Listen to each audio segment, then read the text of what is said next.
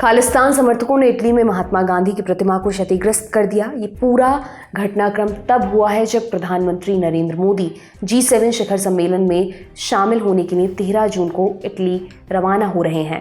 प्रतिमा को क्षतिग्रस्त करने के साथ साथ खालिस्तान समर्थकों ने कुछ संदेश भी लिखे। इनमें मारे जा चुके खालिस्तानी आतंकवादी हरदीप सिंह निज्जर का भी जिक्र है।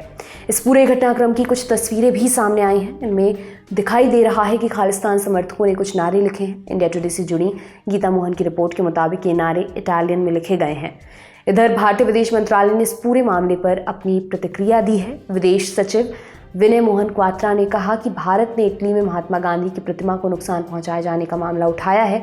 उन्होंने बताया कि प्रतिमा को ठीक कर दिया गया है। ये भी कहा इस पूरे मामले के संबंध में इटली के अधिकारियों से बातचीत की गई और जरूरी कार्रवाई की गई है। इससे पहले मार्च 2023 में कनाडा के ब्रिटिश कोलंबिया से इसी तरह की एक और घटना सामने आई थी।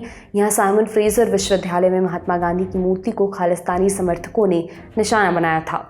इधर इटली में 13 से 15 जून के बीच G7 शिखर सम्मेलन का आयोजन होना है। आयोजन के लिए इटली के अपुलिया एरिया स्थित बोर्गो इग्नाजिया के लग्जरी रिजॉर्ट को चुना गया है। न्यूज़ एजेंसी PTI की रिपोर्ट के मुताबिक प्रधानमंत्री 13 जून को इटली रवाना हो रहे हैं और 14 जून की देर शाम उनकी वापसी है।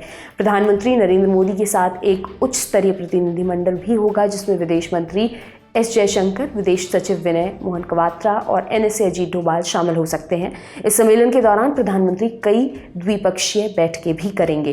इसे लेकर विदेश सचिव विनय मोहन क्वात्रा ने कहा, G7 शिखर सम्मेलन में प्रधानमंत्री की भागीदारी पिछले वर्ष भारत की अध्यक्षता में आयोजित G20 शिखर सम्मेलन के परिणामों पर फॉलोअप करने तथा ग्लोबल साउथ के लिए जरूरी मुद्दों पर विचार विमर्श करने का एक अवसर भी प्रदान करेगी। इस बार के सम्मेलन में भारत के अलावा यूक्रेन, ब्राजील, अर्जेंटीना, तुर्की, संयुक्त अरब अमीरात, कीनिया, अल्जीरिया, ट्यूनीशिया और मोरिटानिया के राष्ट्राध्यक्षों को भी न्योता दिया गया है। आउटरीच देशों के साथ 14 जून को बैठक होनी है। G7 की 50वीं समिट में 13 जून को जलवायु परिवर्तन, मध्य पूर्व और इजराइल गाजा के बीच हो रहे संघर्ष पर चर्चा होगी। उसी दिन यूक्रेन के राष्ट्रपति भी यूक्रेन रूस युद्ध से संबंधित 2 सेशंस में भाग लेंगे। वहीं 14 जून को AI, आर्टिफिशियल इंटेलिजेंस, माइग्रेशन और ऊर्जा पर बात होगी। इसके बाद 15 जून को इटली एक प्रेस वार्ता करेगा। G7 देशों में दुनिया के 7 बड़े विकसित देश America, Japan, Canada, Germany, France और यूनाइटेड किंगडम शामिल हैं। आप इस बारे में क्या सोचते हैं, हमें कमेंट सेक्शन में जरूर बताएं। तमाम जानकारी आपके लिए लेकर आए हैं हमारे साथी मुरारी। मेरा नाम है दिव्यांशी समराव। आप देखते रहिए दी लंदन टॉप। बहुत बहुत शुक्रिया।